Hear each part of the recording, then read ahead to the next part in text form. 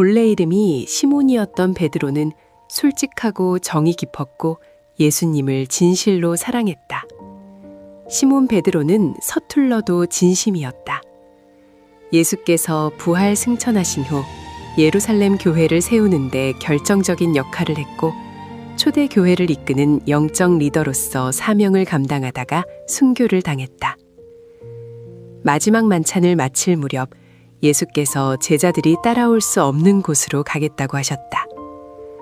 줄곧 예수님만 따라온 제자들이 지금부터 따라갈 수 없는 곳이란 어디인가? 시몬 베드로가 물었다. 주여, 어디로 가십니까? 예수께서 무장한 로마 군병과 성전 시위대에게 붙잡혀 신문을 당하실 것이다. 사형 선고를 받고 십자가를 지고 골고다 언덕 위로 올라가실 것이다. 십자가에 못 박혀 죽임 당하실 것이다. 지금 진실 예수께서 가실 곳을 제자들이 따라올 수 없다고 하자 베드로가 주저하지 않고 대답했다. 베드로가 이르되 주여, 내가 지금은 어찌하여 따라갈 수 없나이까? 주를 위하여 내 목숨을 버리겠나이다. 급한 성격에 충동적으로 한 말이 아니었다. 진짜 목숨 걸고 예수님을 따르겠다고 한 말이다. 물론 몇 시간 후에 결심이 흔들렸다. 사람이어서 그렇다. 두려운 날이 찾아오면 지금의 결심이 흔들린다. 그럼에도 불구하고 하나님은 매 순간 당신의 진심을 찾으신다. 나중에 혹 바뀔지라도 지금 진실한 마음 말이다. 다니엘과 세 친구들이 그랬다. 어린 나이에 적국 바벨론의 포로로 끌려갔다. 원치 않은 곳으로 끌려온 것부터 시작하여 일어나는 일들이 불안했다. 그러면 누구에게 잘 보여야 하지 않은가? 힘 있는 사람의 눈에 들어야 굶지 않고 학교도 다니고 출세할 것이 아닌가? 이상한 일이 일어났다. 왕이 다니엘과 세 친구에게 매일 왕의 음식과 포도주를 주는 것이 아닌가? 공부까지 시켜주었다. 이유가 있었다. 왕은 그들이 진실하고 총명하다는 것을 알고 그들을 3년간 키워 왕을 위해 일하게 하려 했다. 왕이 주면 감사히 먹고 마셔야 할 텐데 다니엘과 친구들은 그러지 않았다. 우상에게 바쳤던 음식과 포도주로 그들을 더럽게 할 수 없었다. 하나님이 싫어하는 일이었다. 다니엘은 뜻을 정하여 왕의 음식과 그가 마시는 포도주로 자기를 더럽히지 아니하리라 하고 자기를 더럽히지 아니하도록 환관장에게 구하니 하나님께 진실하고자 소년들이 목숨을 걸고 왕의 호의를 거절했다. 하나님을 두려워하면 사람을 두려워하지 않지만 사람을 두려워하면 하나님을 무시하게 된다. 다니엘의 이름은 하나님이 나의 재판관이란 뜻이다. 평생 하나님 앞에서 진실하고자 마음을 정하여 살았던 다니엘을 하나님이 아시고 높이셨다. 울더라도 지금 진실해야 한다. 평안 진실한 성도라도 불확실한 때를 살다 보면 불안이 기습한다. 2015년 초에 미국 내 한인신문에서 로스앤젤레스 인근에 한인들이 많이 찾는 점쟁이들을 찾아가 인터뷰한 기사를 보았다. 흥미로운 사실은 전보다 살기 좋아졌지만 점 보는 사람이 늘었다는 것이다. 불확실하기 때문에 점쟁이의 말이라도 믿고 싶은 심리 때문이 아닐까? 점 보는 사람의 80%가량이 교회 다니는 사람이라는 말에 놀랐다.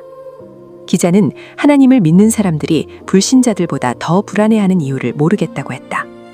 예수께서 잡혀가자 베드로 혼자 멀찌감치 예수님을 따라가 신문당하는 모습을 목격했다. 금요일 새벽이었다. 대제사장 집에서 일하는 여종이 그를 뚫어지게 쳐다보며 말했다. 이 사람도 예수와 함께 있었습니다. 베드로가 뭐라 대답했는가? 여보시오, 나는 예수를 모릅니다. 얼마 후 한 남자가 베드로를 신문하듯 당신도 예수와 한패가 아닙니까? 그러자 베드로가 나는 아닙니다. 1시간 즈음 후 다른 사람들이 주장했다. 이 사람도 예수와 한패인 것이 확실합니다. 이 사람도 갈릴리 출신이니까. 죽기까지 예수님을 따르겠다던 베드로가 말했다.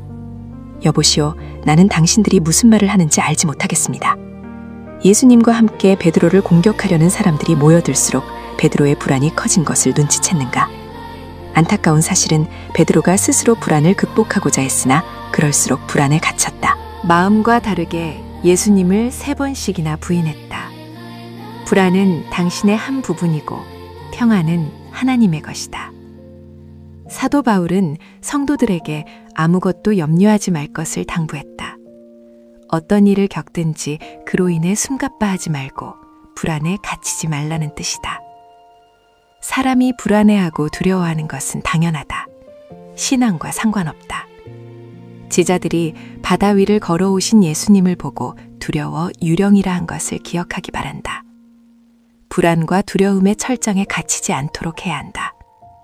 무슨 일에든지 대적하는 자들 때문에 두려워하지 아니하는 이 일을 듣고자 함이라. 이것이 그들에게는 멸망의 증거요 너희에게는 구원의 증거니 이는 하나님께로부터 난 것이다. 너희에게도 그와 같은 싸움이 있으니 너희가 내 안에서 본 바요 이제도 내 안에서 듣는 바니라. 골리앗처럼 교회를 대적하고 성도를 욕보이려는 자들이 있다. 고난이고 고통이고 고생이다. 하지만 의심과 두려움에 갇히지 말아야 한다. 하나님과 교회와 복음을 위한 고생은 당신이 구원받았다는 방증이기도 하다. 두려운 날이 이르기 전에 평안을 연습하라. 스스로의 의지로 되지 않으니 여호와 샬롬을 구하는 가난한 마음으로 하나님의 임재를 구하기 바란다. 당신을 향한 하나님의 생각은 재앙이 아니라 평안이다. 은혜의 기억. 지난 3년 동안 예수님의 특별한 사랑을 받았다. 밤새 물고기를 잡지 못한 베드로의 고민거리는 생계였다. 예수님이 그의 배에 타서 말씀으로 베드로를 인도하고 베드로가 순종하니 그물이 찢어질 정도로 물고기를 잡았다. 그의 장모가 아플 때 예수께서 친히 방문하여 고쳐주셨다. 호수 한가운데에 빠졌을 때 예수께서 손 내밀어 그를 건져주셨다. 그런데 예수님을 모른다고 했다. 은혜를 잇는 인간의 약함이다. 그래서 바울의 고백이 귀하다. 그러나 내가 나 된 것은 하나님의 은혜로 된 것이니 내게 주신 그의 은혜가 헛되지 아니하여 내가 모든 사도보다 더 많이 수고하였으나 내가 한 것이 아니요 오직 나와 함께 하신 하나님의 은혜로라. 한 절에서 세 차례나 하나님의 은혜를 말한 것을 보면 바울은 힘써 은혜를 강조했다. 그의 과거도 하나님의 은혜였고 오늘의 그도 하나님의 은혜라고 말이다. 바울은 오늘의 은혜를 고백하면서 과거의 은혜를 기억해냈다. 주께서 돌이켜 베드로를 보시니 베드로가 주의 말씀 곧 오늘 다 굴기 전에 내가 3번 나를 부인하리라 하심이 생각나서 밖에 나가서 심히 통곡하니라. 시몬 베드로가 같은 자리에서 3번씩이나 예수님을 부인했다. 베드로라고 그러고 싶었겠는가? 그럴 줄 알았겠는가? 불확실한 때를 사는 이여 자신의 약함을 진실하게 인정하고 이전에 받은 하나님의 사랑과 용서, 은혜를 힘써 기억하기 바란다.